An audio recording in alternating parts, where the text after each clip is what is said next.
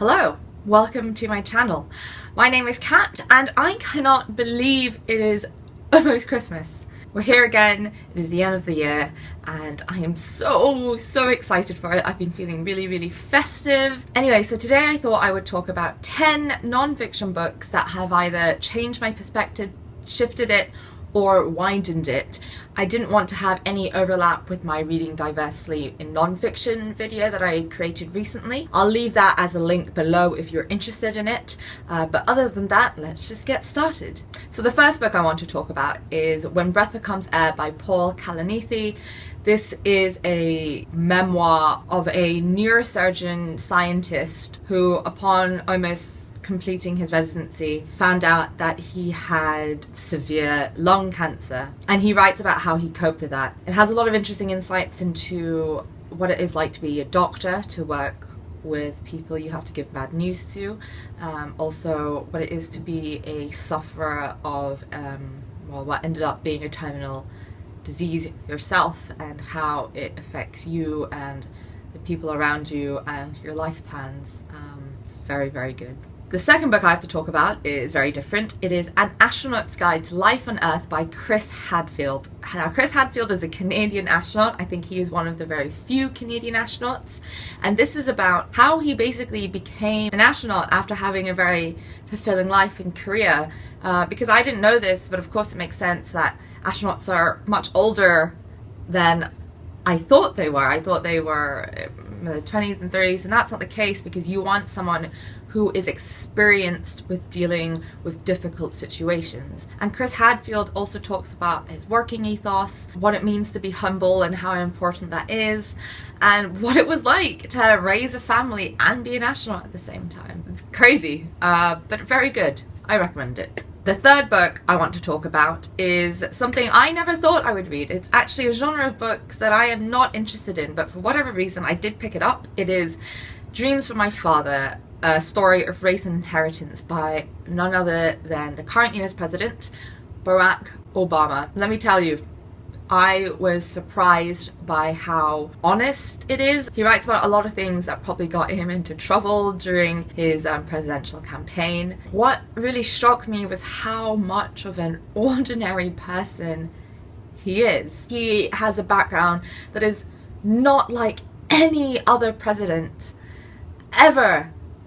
And it's crazy how different it is and how diverse it is. I only wish I'd read it sooner. The fourth book I want to talk about is So You've Been Publicly Shamed by Ronson. I would go as far as to say that I think this is recommended reading for anyone who spends any amount of time on the internet. He examines this thing that we do on the internet where we create witch hunts for people who have made a massive gaffe, and how we are unforgiving as a mob, but that has really real and very detrimental effects to people's lives. He looks into why we do this, this vindictive, bloodthirsty feeling, but also whether we should continue to do this. It's really good, really interesting, and really powerful. The fifth book I want to talk about is Hope's Edge, The Next Diet for a Small Planet by Lappe. This is her second book on the same theme of food security and food scarcity in a world of plenty. First book she wrote about this was Diet for a Small Planet, but I personally haven't read that. It really opened my eyes to how crazy the situation is. We have a world of plenty, and yet we have so many people who are starving. How does this make any sense? And she looks into the reasons why.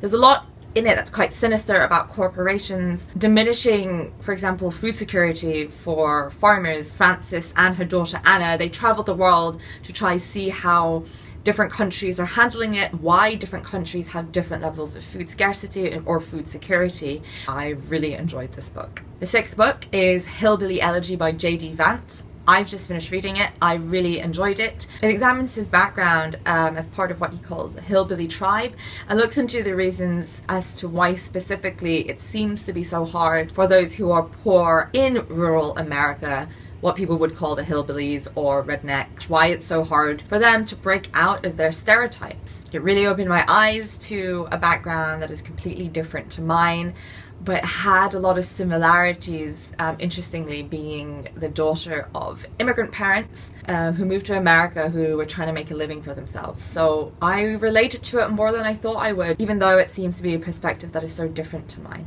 I don't personally agree with all of what he says, but at the same time, it was a really good experience for me to just read about someone who had different opinions to me about things. The camera angle might have shifted because my camera stopped recording, but anyway, let's just get on. The 7th book I want to talk about before moving on to my TBR shelf is Behind the Beautiful Forever: Life, Death and Hope in a Mumbai Undercity by Catherine Bu. Now, this is non-fiction, but it is written in a narrative style.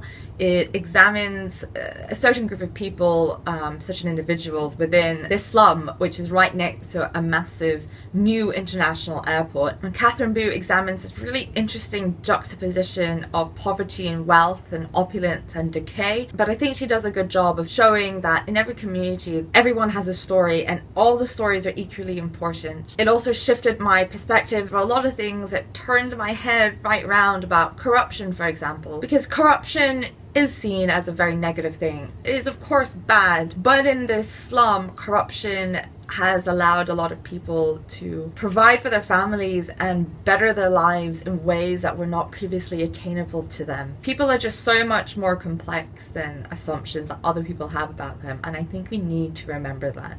Now on to my TBR shelf. The first book I want to talk about is Born a Crime by Trevor Noah. He's a South African stand-up comedian. He was born in South Africa to a South African woman and a Swiss-German man. And when he was born, apartheid was still a thing. The fact that he existed was a crime. Mixed unions were illegal. It's crazy to me that apartheid is so recent and that a child could be born a crime, but of course that was the attitudes of so many people across the world and probably still is. The next book is Black Boy by Richard Wright, basically a memoir about what it was like to be black in south of the United States of America and be treated with scorn and prejudice and hate. And I've been trying to read books that are similar to this because I think these are still very real problems we have in our society, and we shouldn't. We really shouldn't. We shouldn't anymore. The last book I'll be talking about is Beyond the Pale: Folklore, Family and the Mystery of Our Hidden Genes by Emily Urquhart. This is slightly different to any book I've ever read. Emily Urquhart's daughter is albino, and she examines how different cultures and folklores have treated that condition. I don't think I read enough of these kind of books, so I'm looking forward to starting that. So there you have it. Those are 10 books to read to change, expand, or shift your perspective. I hope you've enjoyed it. Please let me know if you read any of these books or are planning to do so. I would love to hear from you. See you soon. Bye. Can you believe it is almost Christmas?